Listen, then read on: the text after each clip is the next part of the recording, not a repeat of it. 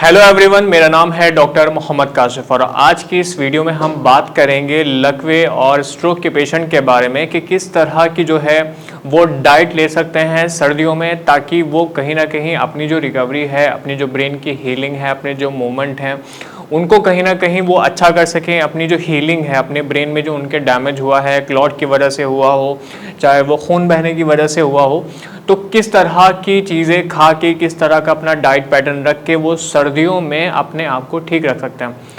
देखिए, सबसे पहले इस बात को समझिए कि जब सर्दियां आती हैं तो सर्दियों से हमारे क्या बॉडी में होता है कि हमारी जो मसल्स है एक तरह से वो बहुत ज़्यादा सिकुड़ने लगती हैं, बहुत ज़्यादा सर्दी की वजह से। तो सर्दियों में सिकुड़न की वजह से जैसे ही मांसपेशियां आपकी सिकुड़ना शुरू होती हैं तो आपकी जो शिराएं हैं, आपकी जो धमनियां हैं, मतलब जो आपकी जो ब्लड वेसल्स हैं, जो आपकी खून ऐसे लेके जाने वाली जो वेसल्स होती हैं, जो नसें होती हैं, वो भी कहीं ना कहीं कॉन्स्ट्रिक्ट हो जाती हैं। कहीं ना कहीं वो भी, उनका जो डायमीटर है, उनका जो ल्यूमन है, वो भी छोटा हो जाता है। तो यहाँ किसी भी ऐसे पेशेंट के लिए ज़रूरी होता है कि वो अपने जो बॉडी का टेम्परेचर है, जो अपने शरीर का उनके तापमान है, उसको सही रखने की ज़रूरत होती है।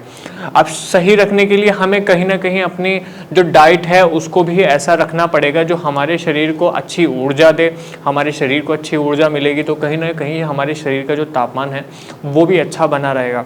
तो हमारे पास जो पेशेंट ऐसे आते हैं, ओपीडी में आते हैं, हमसे पूछते हैं क्या हमको किस तरह की ऐसे डाइट लेनी चाहिए। तो जितने भी ऐसे हमारे पेशेंट हैं या जो हमसे लोग पूछते हैं या जो लोग हमको देख रहे हैं, मैं उनसे ये चीज़ें कहना चाहूँगा कि सर्दियों में जो है अपनी डाइट को थोड़ा गर्म रखिए। गर्म कहने का मतलब ये है, सबसे पहली बात कि अपने शरीर को गर्म रखिए।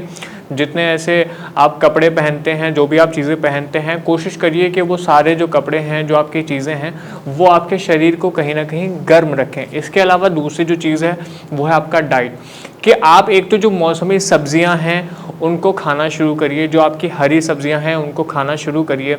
ठीक, जो हाई फाइबर की चीज़ें हैं जैसे एवोकाडो है उसे आप खाना शुरू करिए। साथ ही साथ जो मौसमी ऐसे सब्जियां हैं उनका जो सूप है एक तरह से, वो भी कहीं ना कहीं सूप बना के उन सब्जियों का इस्तेमाल कर सकते हैं।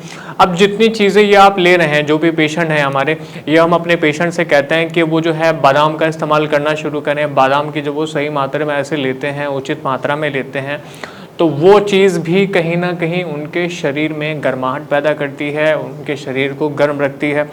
इसके साथ में वो पेशेंट शुरू कर सकते हैं कि जैसे दालें हैं, जितनी दालें ऐसे आती हैं जो जिनके अंदर बहुत ज़्यादा अच्छी मात्रा में ऐसे प्रोटीन है, मैं कोई पर्टिकुलर दाल ऐसे नहीं बता रहा हूँ आपको, मैं सिर्फ दालें यहाँ पर कह रहा हूँ, ठीक है। तो वो कहीं ना कहीं दालें अपनी उपयोग कर सकते हैं ज़्यादा मात्रा में। इसके साथ में वो कोशिश कर सकते हैं कि अगर मान लीजिए कि जो नॉन वेजिटेरियन लोग हैं वो कोशिश कर सकते हैं कि अपने खाने में मछली को शामिल करें। बार बार हमने इस बारे में कहा है कि जो हमारे पेशेंट हैं वो मछली का हफ्ते में 1 या 2 बार इस्तेमाल कर सकते हैं। जो स्ट्रोक के पेशेंट हैं, कहीं ना कहीं मछली खाने की वजह से उनके शरीर पर एक सकारात्मक असर होता है, उनके जो ब्रेन की हीलिंग है वो कहीं ना कहीं अच्छी हो जाती है।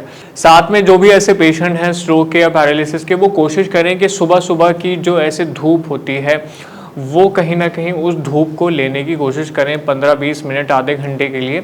जितना ऐसे शरीर में वो धूप लेंगे, कहीं ना कहीं वो अपने जो विटामिन डी के लेवल्स हैं उनको ठीक करेंगे। साथ साथ में जब वो विटामिन डी लेते हैं तो उनकी हड्डियां भी मजबूत होती हैं, उनकी मांसपेशियां भी मजबूत होती हैं, प्लस उनके ब्रेन में जो हीलिंग हो रही होती है, जो एक तरह से जो ब्रेन में डैमेज हुआ है, जो न्यूरॉन्स जो उनके डैमेज हुआ है, कहीं ना कहीं आपका जो विटामिन डी है उसकी हीलिंग में भी काम करता है। साथ में आप काम करेंगे कि आप अगर मान लीजिए वेजिटेरियन हैं तो आप मशरूम जैसी चीज़ों का इस्तेमाल कर सकते हैं जिनमें अच्छी खासी मात्रा में जो है वो प्रोटीन मिलता है। तो जितनी ये चीज़ें आपको बताई जा रही हैं, इनका मकसद सिर्फ इतना है कि आपके शरीर के तापमान को एक अच्छे स्तर पर रखा जाए, आपके शरीर को गर्म ज़्यादा से ज़्यादा रखा जाए। लेकिन ज़रूरी नहीं है कि ये सारा जो चीज़ें आपको बताई जा रही हैं इन्हीं से आपके जो शरीर का तापमान है वो एक अच्छे लेवल पे बना रहेगा, वो एक स्टैटिक एक मान लिया कि लेवल पे बना रहेगा। उसके लिए आपको अपने शरीर को और भी तरीके हैं जिनसे अपने शरीर को गर्म रखना पड़ेगा। गर्म कपड़े का इस्तेमाल कर सकते हैं, या जो भी चीज़ें ऐसे आप इस्तेमाल करते हैं, कोशिश करिए कि अपने आप को अच्छे से आप गर्म रखें, ताकि आपकी जो शिराओं का, आपकी जो नसें हैं, उनका जो ल्यूमन है, यानी जो उनकी विड्थ है, जो चौड़ाई है, वो कम नहीं होनी चाहिए। ब्लड का जो फ्लो आपके ब्रेन को जाता है वो कहीं ना कहीं कम नहीं होना चाहिए। मैं समझता हूँ कि इस वीडियो के ज़रिए जो आपको चीज़ें बताई गई हैं, जो आपको खाने बताए गए हैं, जो आपको पैटर्न बताया गया है, वो आप याद रखेंगे और उस बात पर अमल करेंगे। लेकिन उसके साथ साथ फिर आपका कोई सवाल है, कुछ और आपके दिमाग में है, कुछ पूछना चाहते हैं हमसे, या आप चाहते हैं कि हम कोई ऐसे टॉपिक के ऊपर वीडियो बनाएं, तो आप हमें नीचे कमेंट में भी बता सकते हैं। हम ज़रूर कोशिश करेंगे कि आपके बताए गए टॉपिक पर हम वीडियो बनाएं और आपको इस बारे में एक अच्छी इन्फॉर्मेशन, एक अच्छी नॉलेज ज़रूर प्रदान करें। धन्यवाद।